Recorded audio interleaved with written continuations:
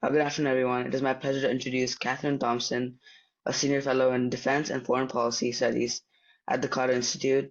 Her research focuses on U.S. defense and foreign policy decision-making, congressional war powers, and America's alliance structures. Before joining Cato, she served in the senior defense policy roles, including as Deputy Senior Advisor to Undersecretary of War for Policy, where she worked on U.S. defense policy related to Europe, the Middle East, and Africa. Her writings appear in outlets such as The Federalist and the National Review. She holds a BA in Politics, Philosophy, and Economics from the King's College in New York City and is pursuing an MA in War History and Diplomacy from King's College in London. Again, please join me in welcoming Katherine Thompson. Thank you for being here. It's an absolute pleasure, and we're very grateful to host you today. Yeah, thanks for having me. Of course, yeah. Uh, just to jump in with a question, before working at Cato, the think tank, you were the Assistant Secretary of Defense for International Security Affairs, overseeing U.S. defense policy for Europe, the Middle East, Africa. Um, First, these are really interesting roles, and we sort of wanted to know what work is associated with these positions, and the second, how do you get these kind of opportunities to pursue these roles?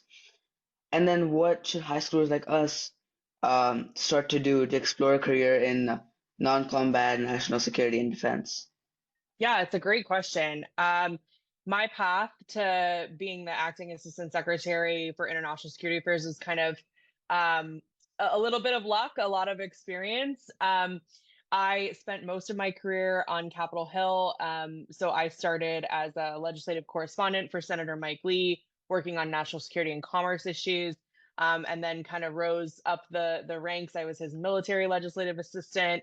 I married a Brit, so I moved to London for a year, and then when I came back to the Hill. I worked for Senator Josh Hawley of Missouri, my home state senator, for a little bit as his foreign policy advisor, and then Mike Lee graciously invited me to come back to his office to serve as his national security advisor, which is where I spent the bulk of my time on the Hill. And it was a great training ground for everything, for working on a broad breadth of issues, right? So you mentioned in the role that I held at the Pentagon, I covered a really large regional portfolio.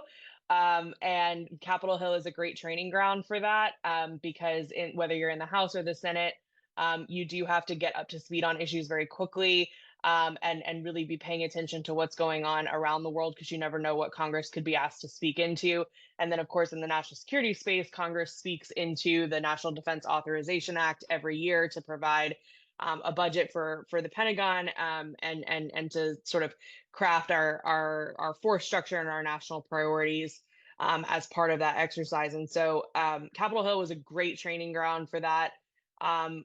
College for me, I didn't focus on one region and specifically in college to kind of prepare me.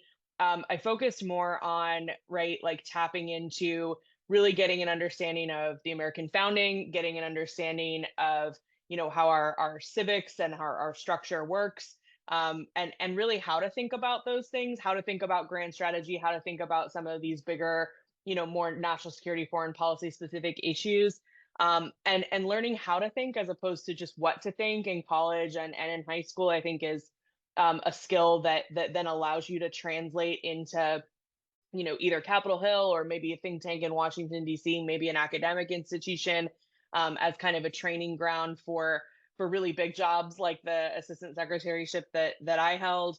I would also say, right, like internships are really important as you're thinking about kind of pipelining your way into whatever training ground maybe you think is best for you, whether that's leaning more onto the academic side. I mean, I think that there's a lot of overlap now in the business world and national security as well. Emerging technology is a big one, especially. So maybe there's some internships in that vein that would be good.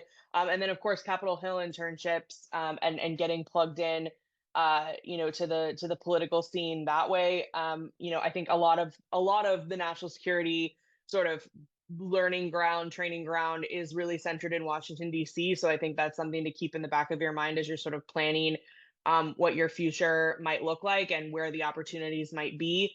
I do think international experience is not a bad thing. I think that this is something a lot of students nowadays really want, either in a study abroad in college, maybe a study abroad or shorter trip opportunity in high school that you might have. I would say if you have the means and the opportunity, I would certainly jump on that, because it really does give you a picture of the rest of the world that the United States is sort of looking at in the vantage of our foreign policy and our national interests.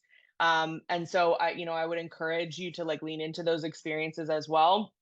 It also, especially being in right a more international setting, whether that's at university or on a study abroad program or whatever, it really does provide the training ground to do some of the really intense bilateral conversations. So one of my big roles as acting assistant secretary was our defense diplomacy. So not only did I staff the secretary of war and the undersecretary of war for policy in their engagements with foreign counterparts. But I also had to participate and lead some of those bilateral foreign engagements with our counterparts on my own as well. And so learning how to talk to the international community, how to talk in an international community way, I think is really important. So any experience you can get on that front, I would highly encourage it. But also I would say, right, like I had this, I was in a unique position. I got this opportunity. It was not something that I was seeking out. It's something that sought me out. And it was an opportunity that I got pretty young. Like, for example, the predecessor who had my role before me in the Biden administration, she was, in her 50s and, had a lot of experience. I, by contrast, was about 20 years younger than her when I got the opportunity. And so, I was really glad that my training grounds, particularly on Capitol Hill, which is where I spent most of my time, taught me how to, I guess, evolved me as a career professional in a more mature fashion faster. So, Senator Lee gave me a lot of responsibility throughout my time with him, especially, and entrusted me with a lot of big decision making at a pretty young age. And I think rising when you have those opportunities, because they'll come around for all of you, I'm sure, really rising to that occasion and pushing yourself to be the best and to carry yourself with the most professionalism that you can, and really honing the skills behind that management experience too, learning how to manage people, but also being a team player so that you know what is expected of you on a team.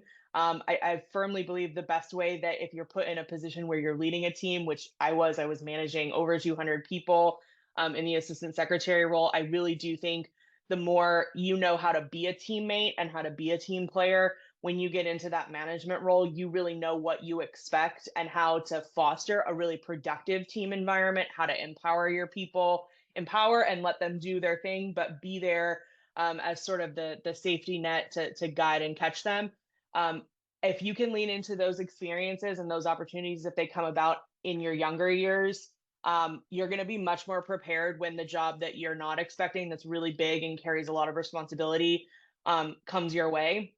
And the last thing I'll say on this is really learning how in your internships or in your sort of next steps of your programs, whether that's working with professors, maybe you're going to be a TA or an RA for a professor in college, learning how to staff a principal, someone who's making big decisions, learning how they think, anticipating their needs, being in that orbit, will those skills translate no matter how senior your principal is. So whether one day you're working for a professor and supporting them, and the next, in the next 10 years, you're supporting the Secretary of Defense, the skills you learn about how to staff them are exactly the same. But if you can get really, really good at staffing a principal, I think that that's one of the most underrated skills that is really hard to teach. It's really hard to get young people to see why it matters. But when you get in the really big job, it becomes so relevant. Yeah, that totally makes sense. I mean, the skills you listed, I feel are very essential to, I mean, I wouldn't know much, but I feel are very essential to being in that big role like you have been. I'm going to pass it on to Nicholas for the next few questions, and then I'll get back to it. Great. Thank you. Thank you again for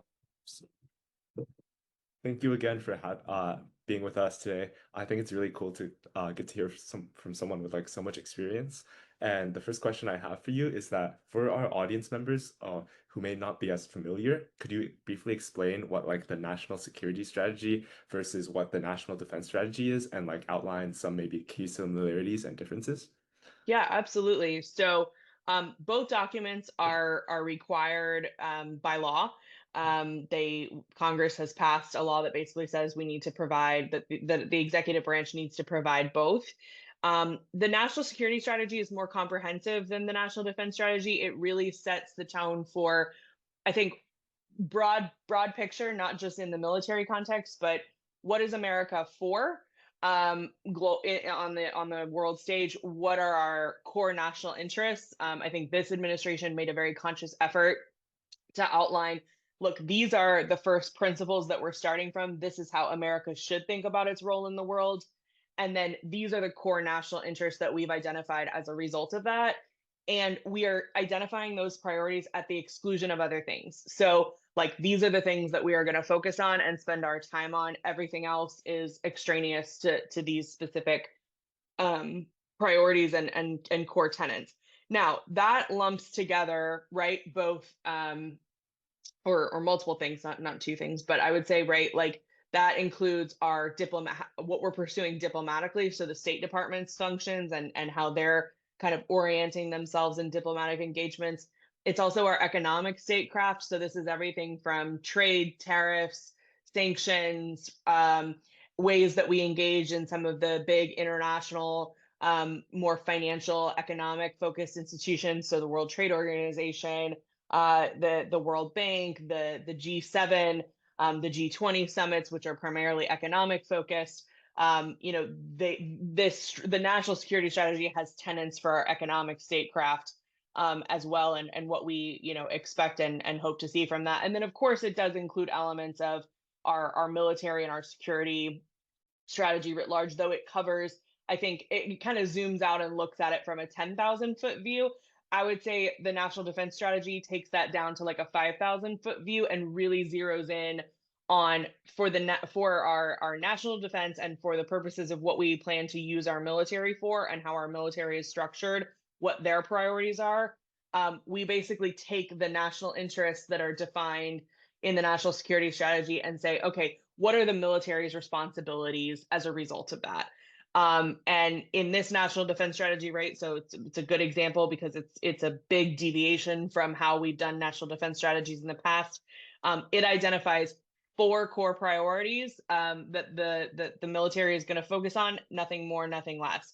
The first, homeland defense in the Western Hemisphere, prioritization of our near abroad to ensure that Americans are safe and secure at home and in the relative areas around our nation.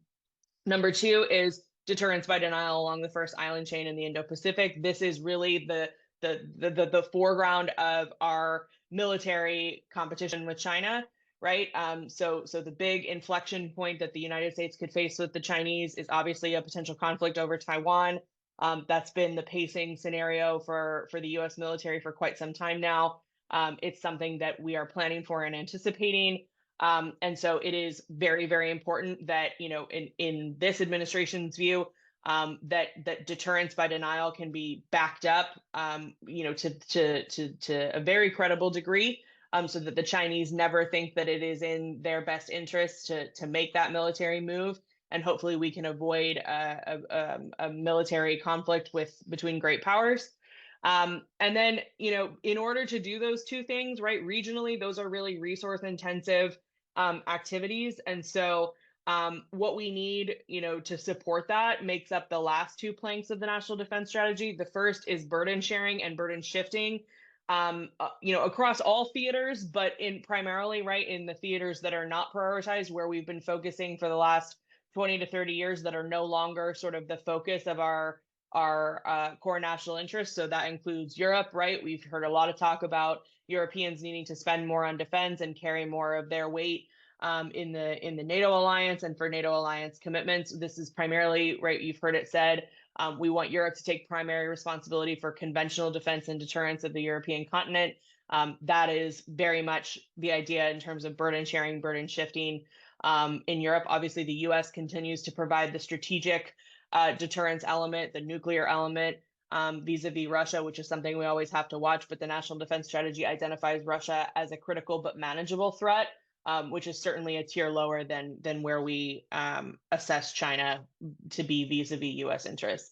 And then in the Middle East, right, we've spent 20 years doing basically endless wars, and our strategy has failed in the Middle East for a variety of reasons. It hasn't regime change and sort of trying to fight these little quagmires don't help U.S. interests. It's sort of been very well documented the costs that are associated with that, and for very little strategic gain.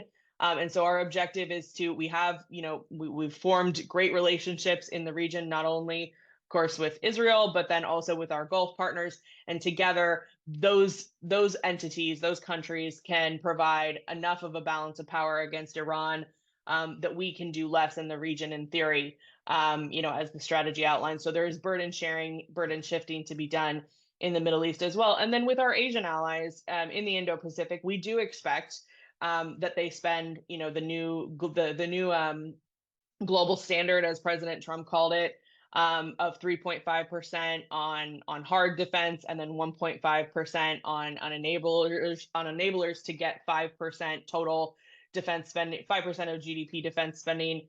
That's what we expect of our Asian allies, and I think that's really important. So even in the priority theater, we expect America's allies to commit to and take seriously their own security. And then finally, the last plank of the National Defense Strategy is supercharging the defense industrial base. We have allowed our defense industrial base to wane. We have not focused on the right things in our defense industrial base in terms of U.S. needs, and we have not aligned our strategic priorities. We have not aligned the industrial base and how it's producing to our strategic priorities.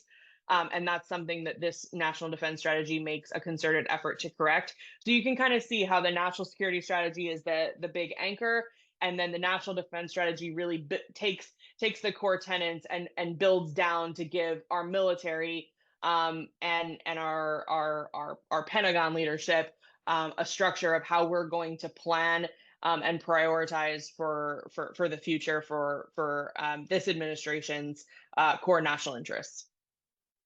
Thank you so much. I think that kind of clears up the difference a lot. And for the next question, I have until 1990, most US global interventions were kind of attributable to geopolitical competition with the Soviet Union. And then after the Soviet Union collapsed, it has been more or less contributed to like energy security. What do you think is the key driver now? Is it like something that you touched on in the previous question, the geopolitical competition with China, or energy supply chain, or is it something else? I think there's competing visions, right? So you kind of see a similar vision that was put forward by some in the first Trump administration, and then the Biden administration. You can also trace it to the Bush administration, the Obama administration in the 21st century. Either a sort of neoconservative view of the world and the way we use our national power and our military power, or what we would call like a liberal interventionist, a globalist view of the world. So in some cases, right, like the neoconservatives would say, preserving American primacy is the most important objective. And so we need to project our power around the world globally, wherever we feel necessary, at any time we feel necessary, because it preserves American primacy. It's a very reductionist view, but I'll leave it there because we have limited time. And then for the liberal internationalists, liberal interventionists, they tend to say, right, like there's a lot of problems in the world. The U.S. has a lot of power. It has a lot of power in sort of these global governing type structures like the UN and other entities, and we should be using that power for good. And so if the international community agrees that something is worth, intervening for, the United States should be prepared to put its power on the table to do so. Two very different views of the world in terms of the reasons, but basically two views that justify interventionism without a whole lot of prioritization. And without thinking through the lens, which is, I guess more the realist view, which is sort of the third camp, realist restraint camp. That's kind of where I fall. where the U.S. should be making decisions based on what's in its national interest. I don't necessarily think American primacy is a requirement. I don't think America needs to be the most powerful nation. I think it can act with it, right? Like if there is a more powerful nation, the United States can still act in its national interest, and preserve its own sovereignty and security, without having to over project power to be the most powerful. And so I would say, right, like what I would, my take, right, would generally be that the interventions that we've seen since the 1990s, so primarily this is the global war on terror, some interventions in Europe related to NATO expansion and other things, and then I would argue that even though it wasn't a ground invasion intervention, supporting other states by proxy, in their wars or their campaigns. So this would include, in my view, Israel, right? Supporting Israel's campaigns around the world, including the one in Iran taking place right now. That is very much a U.S. Forces are in kinetic hostilities. So, that's not necessarily as much of a proxy. It does implicate us more than perhaps otherwise, perhaps some of the other examples. Ukraine is very much a proxy example. So U.S. support to Ukraine, obviously there were no boots on the ground in Ukraine actually executing on a military campaign alongside Ukrainian soldiers, but we did draw down our stockpiles to the tune of anywhere from $60 to $70 billion to provide very high value munitions and platforms to arm the Ukrainians, despite them not being in NATO. That is very much a proxy, support by proxy, that I would deem also an intervention in its own right. And then, of course, we can also look to the example in the Middle East where we've done it for our Gulf partners, in terms of the U.S. support that the U.S. provided to the Saudi coalition in their war in Yemen, that took place from about 2017, 2018 through, I believe, the Biden administration was the one to turn off most of the support to the Saudi coalition in that campaign.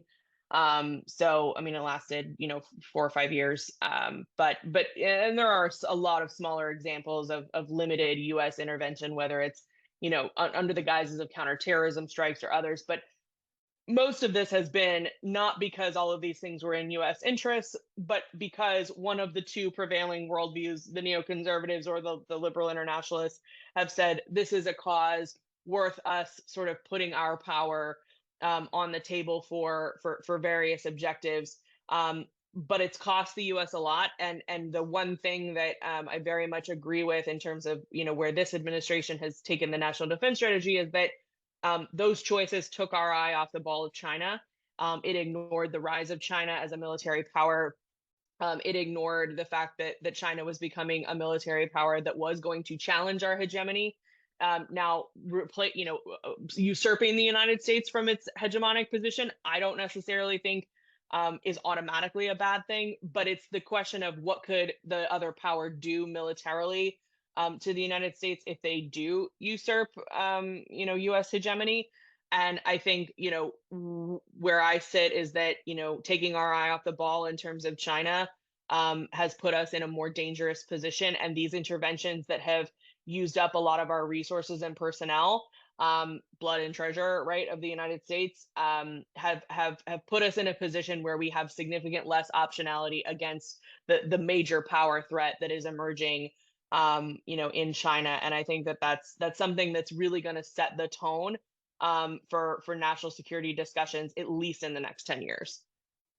Yeah, definitely. I think that makes a lot of sense. I guess the US interventions are kind of on multiple fronts rather than just considering China or something like that.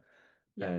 And the next question I have for you is on Iran, we have seen US military buildup in the Middle East, even as diplomacy is still being tried to be discussed, and the Strait of Hormuz still remains central to the crisis. And does this kind of show how national defense strategy is working as intended, or does it kind of lead us to a deeper problem of showing how quickly the US can get involved in something like this without any clear long-term strategy? Yeah, I think this is the problem. This is one of the central problems with the decision to go to war with Iran, right? This was not a national imperative, right? Iran, near as we can tell from public reporting, was not planning an attack on the U.S. homeland. Iran, that was imminent. Iran was not sprinting toward a nuclear weapon, near as we can tell from public reporting about U.S. intelligence assessments to that effect. This was very much, but what was publicly reported is that our partner in Israel had very significant interests in trying to use U.S. power to intervene because this is in their national interests. And the president had a choice. I think there was a New York Times article that came out about a month after the war started that sort of provided some color into potentially how the decision was made to go to war, and various actors in the president's cabinet, including General Kane, our chairman of the Joint Chiefs of Staff, raised concerns like the Strait of Hormuz, raised resource constraints. How are we going to be able to defend or preserve optionality in other theaters if we deplete our stockpiles? We know the Iranians are going to retaliate on U.S. basing architecture in the region. Unfortunately, we didn't, despite 20 years in the GWAT era, where we had multiple failed campaigns, we didn't change our basing architecture. We didn't close those bases and come home as a result. We kept them there, which unfortunately gave gave the enemy basically sitting duck targets. So there were a lot of actual military tactical problems or considerations with this decision that seemingly did come on the table. And I believe it was actually a member of the president's press team that was in that conversation, that this, in the New York Times story, it highlights, it's especially the closure of the Strait of Hormuz. If that happens, we're going to see pretty significant economic impact in the United States going into the midterm elections, where voters are going to be feeling this in their pocketbooks, right? Gas prices are going to be potentially ridiculously high. That's not going to win us any favors, with the midterm voter base. And one of the things that really did resonate with independent voters or low propensity voters was the president's message on not starting any new wars in the Middle East. And so all of these things, right, like the tactical considerations, the strategic considerations, including the Strait of Hormuz, were all somewhat known entities, right, or known quantities going into this. And so then it really comes down to what is this war about? And I do think ultimately it was a political choice, political war of choice that has not gone as the president expected. It was not, it has not turned out to be as easy as doing something that's much more limited, like Operation Midnight Hammer, where our forces went in, struck the nuclear sites, and got out. Didn't try to do regime change activities, didn't take on that responsibility, but in theory, right, took out, obliterated, the Iranian nuclear capacity and capability, which is, if there is a core strategic interest, right, like the U.S. doesn't have an interest in Iran having a nuclear weapon. That's certainly true. But did we have to choose right now? And did we plan out for some of these other contingencies, including the implications of the closure of the Strait of Hormuz? No, I don't think so. And I think that's going to be the really tough and very starkly apparent lesson that I think is taken away from this conflict.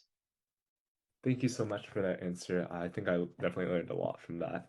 And the final question I have for you is on Greenland and the Arctic. NATO has already been planning an Arctic Sentry mission amid tensions over Arctic security with the new administration. Should the Arctic now be treated as a core playground in U.S. defense strategy rather than just a secondary frontier, or? Yeah, I think it's a great question. The Arctic actually does come into play quite a bit now with Homeland Defense, just given where its strategic location. Also, given there's going to be more transit through the Arctic as ice melts and more transit options, honestly become available. I think that, so I wouldn't say we're not going to prioritize it as a region.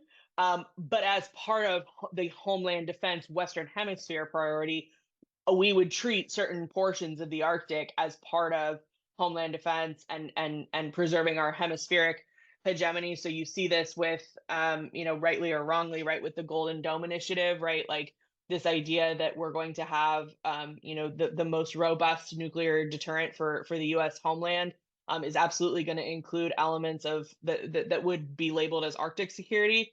I also think, right, like transit through the Arctic, there's going to be a lot of trade routes that potentially open up. The U.S. really does need to be in a position where, from a capabilities perspective, we can actually like dredge basically through some of the ice in the Arctic so that we can open up more trade routes. Also, there's absolutely going to be military activity. Submarine warfare is going to be a new domain, or sort of an expanded domain, that we're going to have to contend with. New ways for the adversaries to essentially reach, or get close to U.S. borders.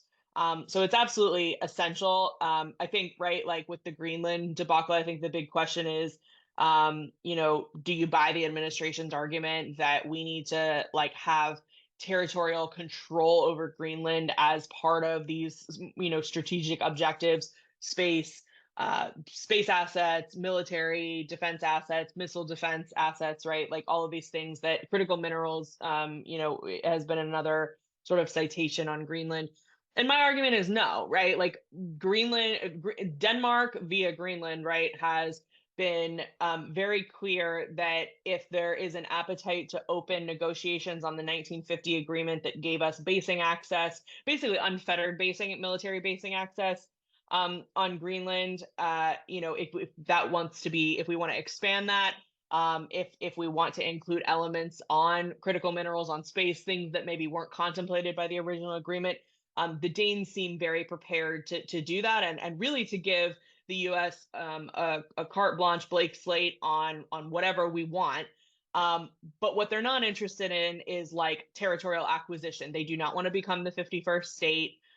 They do not want, obviously, the United States to seize territory by force, which I think would be a poor use of our resources, to spend time seizing the territory of a NATO ally. I also think the political implications would be pretty significant, and I think would do a lot to damage the gains that President Trump has made in NATO to get the Europeans to commit and to spend more, which it seems like the Danes, in terms of their appetite to open the discussion on basically giving us more of what we want in Greenland, in terms of basing and all the rest, they seem very eager to contribute to that objective. And so I don't think that we should look a gift horse in the mouth just for the sake of a president's ambition to be remembered as if he was like a 19th century president conquering territory. Like, I don't necessarily think that that's a good use of our national power.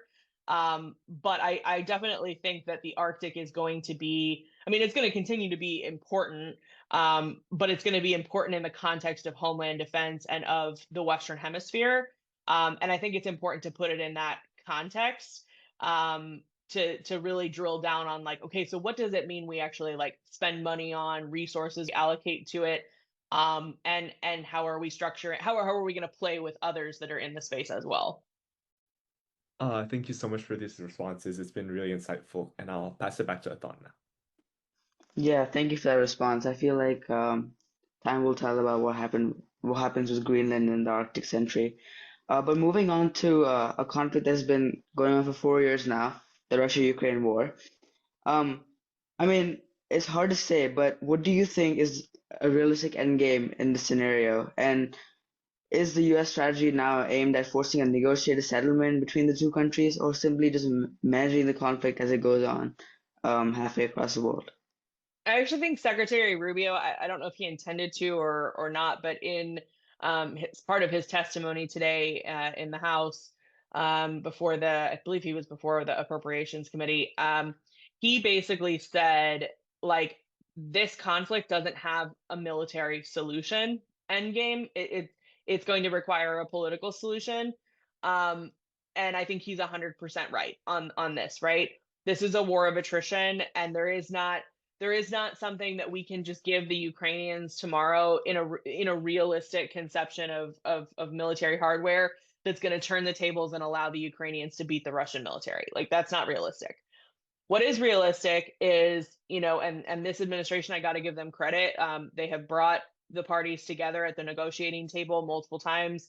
I think the fact that President Putin stepped onto, U.S. territory in Alaska to have a conversation with the president, about this is something that really uniquely only the president, given his relationships, can do.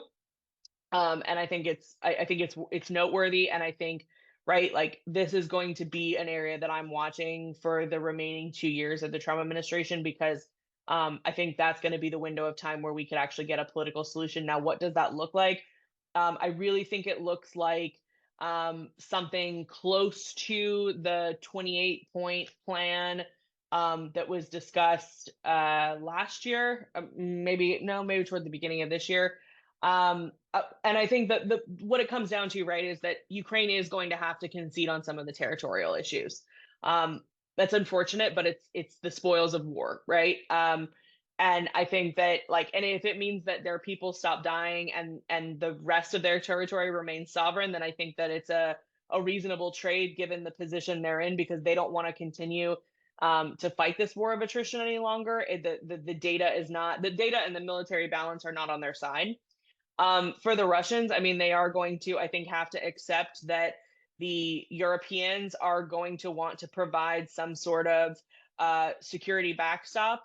I think that it would be a mistake for the US to commit anything to that, in terms of, right, so you heard discussion of the French and the British being willing to commit their own forces to sort of provide like a security backstop to the Ukrainians. I think the Russians are going to have to accept some form of a Europe-centric security backstop force, in the equation, to sort of meet in the middle and get a negotiated settlement. I think, right, maybe not explicitly. I think the EU could probably get away with extending membership to Ukraine, basically for the economic benefit and economic structures. But I really don't think there is a future for Ukraine and NATO in the foreseeable future. Now, maybe one of the things that is discussed, that would satisfy the Russians, because NATO expansion has been one of their biggest concerns, and that has sort of kept them on the march, so to speak. NATO expansion, I mean, when you run right up against to your adversary's border, obviously they're going to be concerned about encroachment in that respect. And so I think for the Russians, I mean, I actually don't think I think the Europeans are going to be such spoil sports in any clause, in any agreement that says basically Ukraine will never be a member of NATO. But I also don't think the Russians are going to get full neutrality. I think if there's a way to basically say, look, like, the rest of Ukraine, despite these territorial concessions, will remain sovereign. And then basically there will be a moratorium on the discussion of Ukraine joining NATO for at minimum 25 years. Maybe you start there, maybe it goes out to 30 or 50. Maybe this satisfies things. I'm kind of thinking about the Hong Kong arrangement that Margaret Thatcher inked with China back in the late 80s, that basically gave Hong Kong freedom, democracy, democratization, and the ability to be, a free and open society for 50 years before the Chinese would, potentially attempt to take control of it. Obviously, didn't last 50 years, but it seemed to satisfy the Chinese to allow them to basically leave Hong Kong alone, for the time being. And with it having been a former British protectorate, seemed to satisfy British interests. I think you could probably do something similar in the Ukraine context. And maybe, again, it doesn't fully take it off the table forever, full stop, for the Ukrainians, but it at least gives breathing room to the situation now. And I also think that gives us, right, a more durable peace agreement, because what you don't want to have is, we don't want this thing to fire up again, in 4 years' time. So if we take membership or the discussion of membership off the table, but Ukraine gets to remain, the rest of territorial Ukraine gets to remain sovereign, they don't have to be neutral, for the next 25 to 30 years, I think that could get us to a really durable place, which I think would be, frankly, in everyone's interest. That's probably a win-win across the board, but particularly for the United States. Thank you for the answer. I just had a follow-up question. Do you foresee Russia creating an alliance of sorts if more Eastern European countries are admitted to NATO?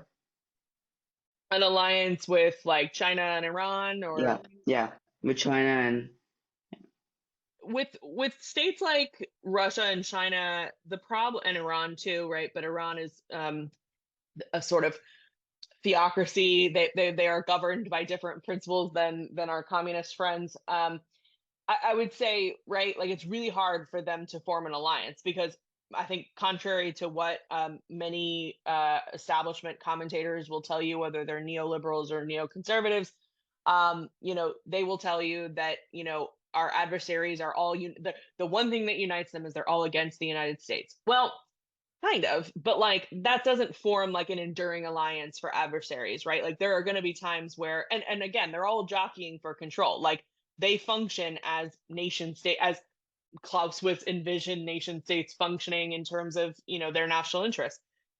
If Russia's national interest doesn't align with China's, they're not going to lock themselves into any kind of long-standing, durable alliance, and they're certainly not going to become subservient to China and China's whim and China's interest. But there has to be somebody that's the most powerful, right? I mean, that's true even amongst free republics and democracies, like in NATO.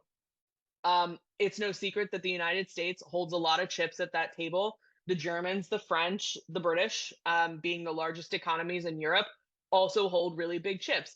Estonia doesn't hold as much leverage at the table as everybody else. So even in perfect alliance structures, not everybody is equal within the alliance. And I think the same could be said of our adversaries. Like there's way too many areas where their interests diverge and none of them would want to be subservient to the others. So I think this idea of like an axis sort of formal alliance structure that's enduring in any capacity. And actually, this is something that I'm actually studying myself because I'm going through World War I and World War II, kind of in more detail, looking at the alliance dynamics and, including the Axis side of things, right? Because my theory of the case kind of going into it is those relationships were short-lived, right? Like even the Germans and the Russians in World War II, that was a very short-lived relationship. And then it ended up with the Russians aligning with, us and the British. So I think that this speaks to, right, like how particularly like dictatorships or communist dictatorships that are not like free democratic governments that are willing to play nice with others to some degree on the world stage, they behave at the very, very basic level of a nation state. And I think it's for them, right? Like maybe an alliance would be really powerful, but like their behavior is never, and just their like general state of homeostasis is never going to allow them to form something that's as durable and enduring as something like NATO. Yeah, thank you. I mean, a lot of high schoolers during this time study about the Eastern versus the Western Bloc or the Warsaw Pact. So I think that's what you address, and I think that's sort of relieving to us Americans that um, something long-lasting would not be established in those circles. Moving on to more toward the President Trump's term. I mean, there's a feeling that the U.S. tries to do too much everywhere. We've seen it in Iran, Greenland, and also with capturing Nicolas Maduro. Do you think the current U.S. strategy suffers more from overextension or from undercommitment?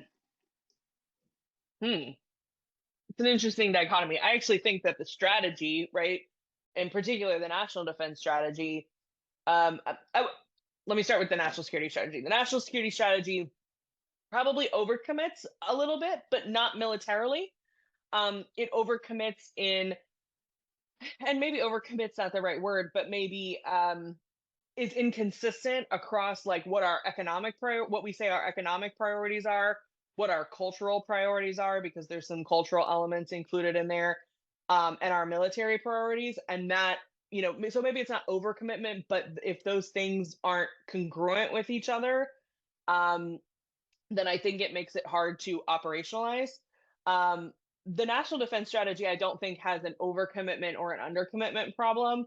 The national defense strategy, I think, is a very, very good equilibrium. And I say this as, someone who contributed to parts of it, but also like I know the frame of reference of, what the authors at the department were going for.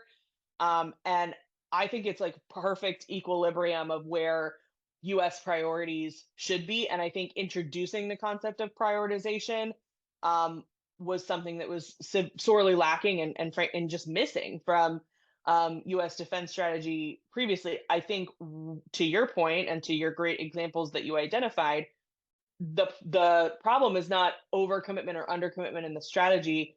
The problem is not sticking to the tenets of the strategy in implementation, right? You have to have the president has to agree that, like, what I say I'm going to do in the strategy, like if these are the priorities, and also this is the frame in which I'm going to do the priorities, then I'm going to do that in practice. We can't deviate drastically from the tenets, right? Like, this is the thorny part about prioritization. If you say you have priorities, well, not everything can be a priority, and you actually have to, like, it means you have to tell people no, right? Or you have to tell people that are asking you to do something as a nation, you have to tell them, no, I'm sorry, I can't go invade Iran today. I think for the Maduro example, and for some of the other activities militarily that you're seeing in the Western Hemisphere, right, the administration would argue, well, that's us prioritizing the Western Hemisphere. We're taking out bad guys. So we're doing priority number one. That's where I would say, but you're doing priority number one, but you're not doing it within the framework and the core tenets that you laid out. You said we don't want to unnecessarily expend resources. Use of force should be our tool of last resort. We want to have a disposition. The thing the national security strategy says, we have a disposition toward non-interventionism, right? Like, we generally want to achieve, our national interests and our national objectives through peaceful means. Going and kidnapping a leader of a foreign country, even an adversary, and basically trying to do like some sort of de facto quick regime change, for what gains, question mark? Because I still have yet to see the results of this, right? Like, nobody's told me how many barrels of oil we've extracted from Venezuela, and how, during this energy crisis that we're facing, given the war in Iran, that we've been able to be insulated because we're taking in a bunch of barrels of oil from Venezuela. Like, I haven't seen any data on that, because we're not doing it. And so, like, I think that, on the Western Hemisphere, yes, it's a priority, but that doesn't mean that underneath that heading, you just do the same mistakes that the US has done in basically the global war on terror era, where we do regime change, we go in and we use our military willy-nilly. We don't think strategically about the long-term consequences of what we're doing. You don't do that just because under a new heading where you say something's a national priority. Many of the security objectives that we have in the Western Hemisphere can actually be achieved through our domestic functions and authorities, right? So you're talking about ICE, CBP, fortifying the border. You can use National Guard for that. Patrolling our nation's coastlines. That's a Coast Guard function. Doing drug interdictions, and seizing drugs that are intended to reach our borders. That's a Coast Guard function. These are things that are not necessarily military in nature. Most of them are law enforcement in nature. And so I think in the Western Hemisphere, you have a adherence to tenet problem. In Iran, you have a just straight up deviation from the priorities problem, right? Like, if you put the national defense strategy and its objectives on a bingo card, nobody had invading Iran on a bingo card that was like part of our priorities, right? If anything, in the Middle East, our goal was to continue to burden share amongst our Gulf partners. Certainly have a lot to contribute to Middle Eastern security. Obviously, the Israelis are more than capable contributors to security in the region.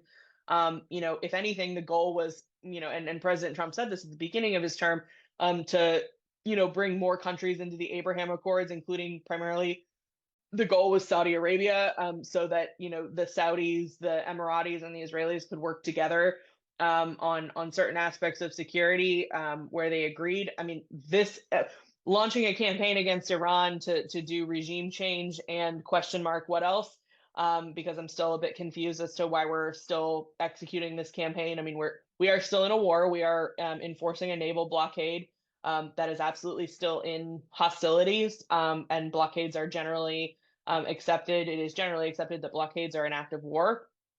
So we are still at war, and 95 days later, and I'm not quite sure what objectives we've achieved. And I'm not quite sure how we get back to a sort of homeostasis of burden sharing, burden shifting that the National Defense Strategy envisions for the region. But there, it's just a straight up deviation from priorities. And so, in both cases, right, the problem is not the strategy and it's not the tenets of the strategy. It is the actors who are in charge of implementing the strategy, and number one being the president. Yeah. Thank you for the answer. I think it was really informative and very clearly explained.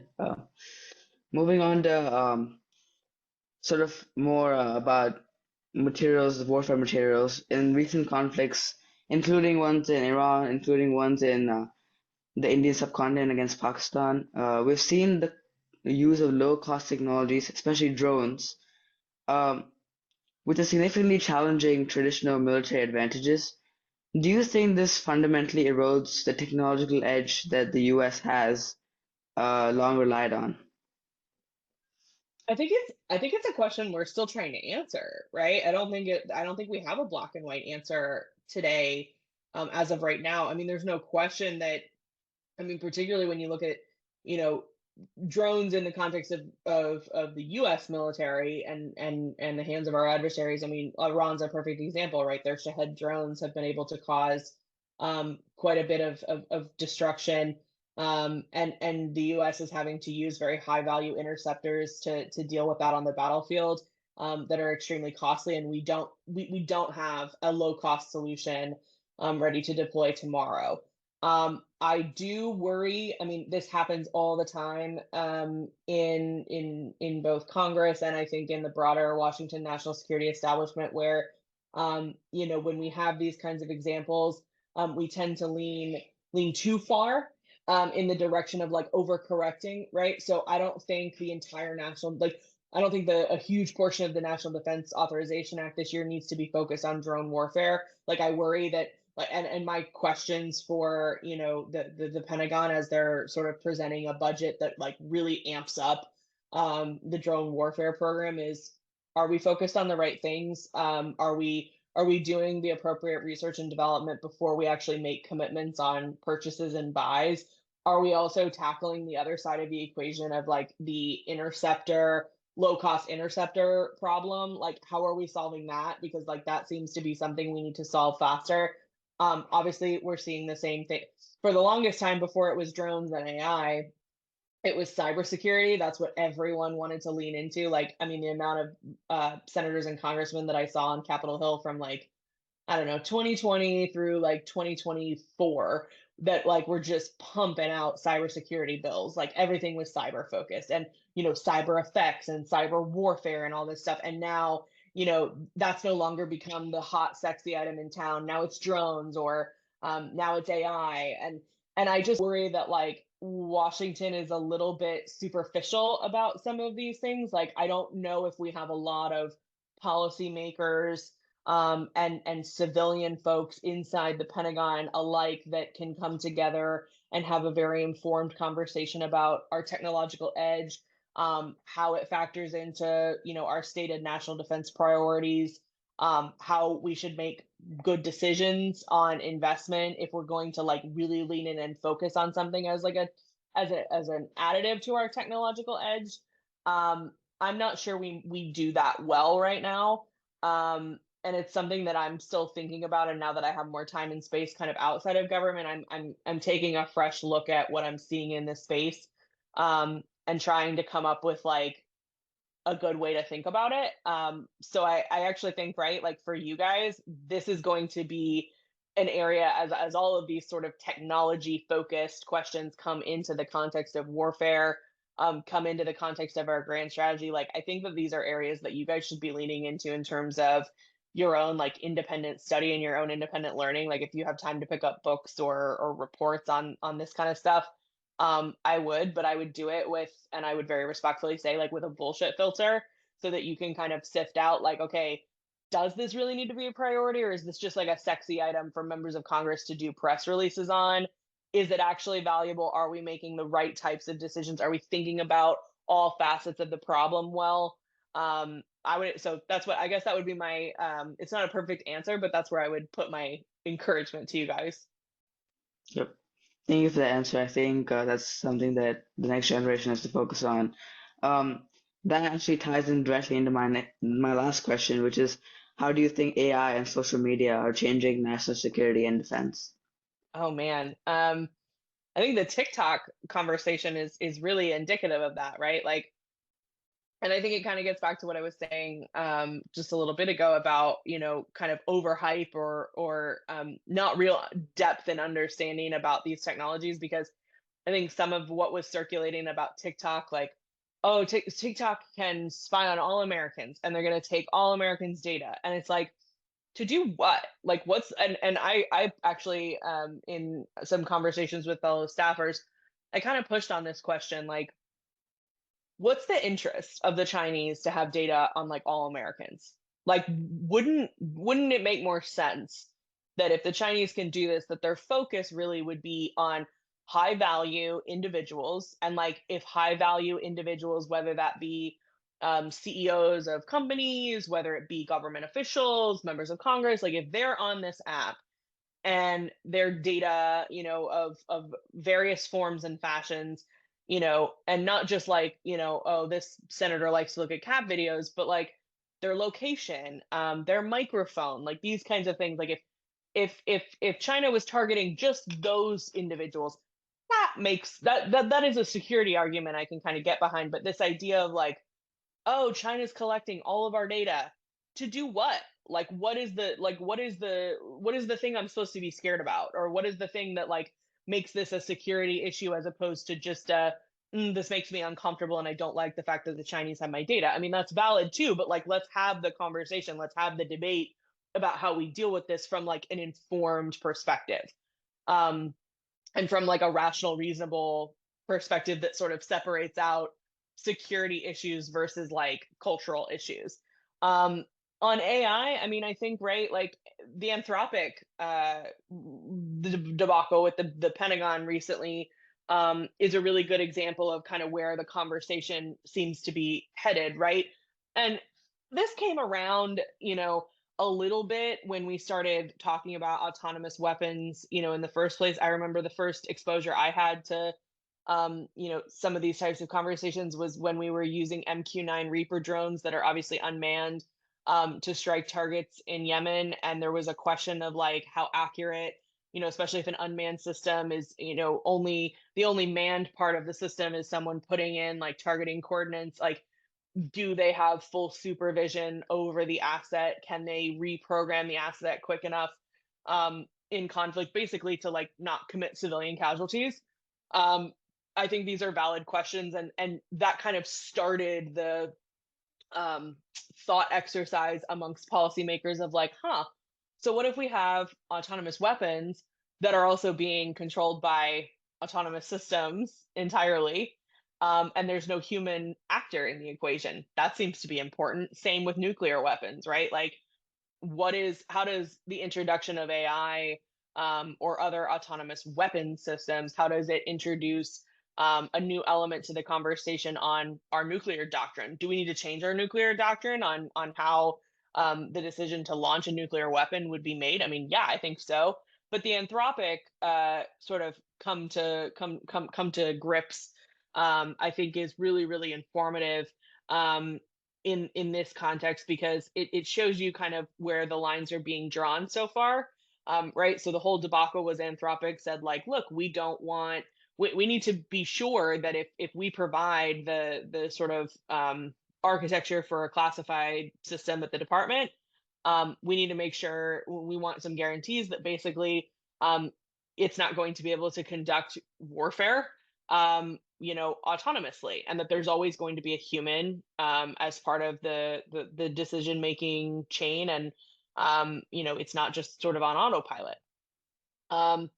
And the Pentagon said like, no, like we don't accept that. We're not going to have you tell us how we're going to use this system that you provide to us. Now, if the conversation had stopped there, that's perfectly reasonable. The Pentagon is allowed to tell companies that are trying to get government contracts that they are not going to give them a contract for X, Y, and Z reason. That's perfectly fine, and everybody can move on.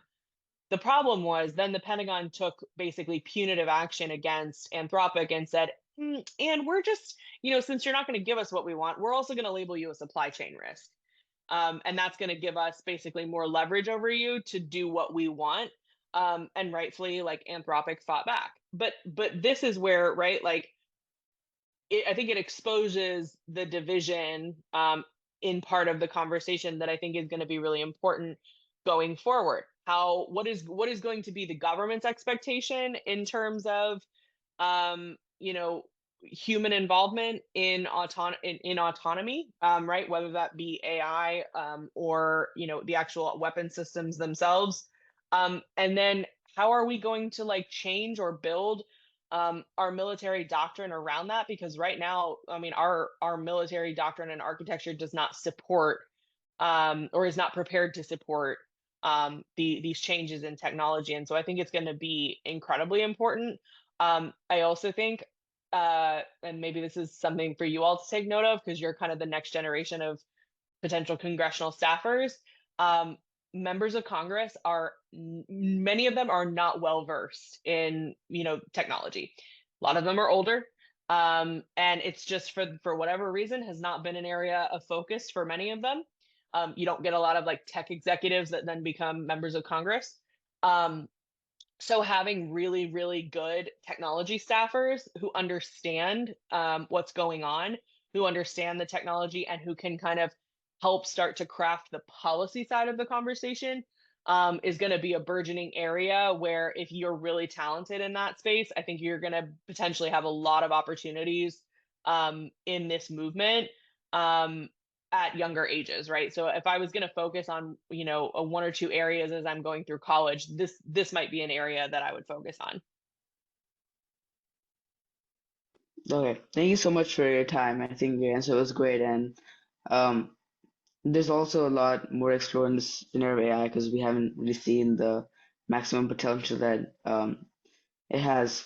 But again, thank you for your time.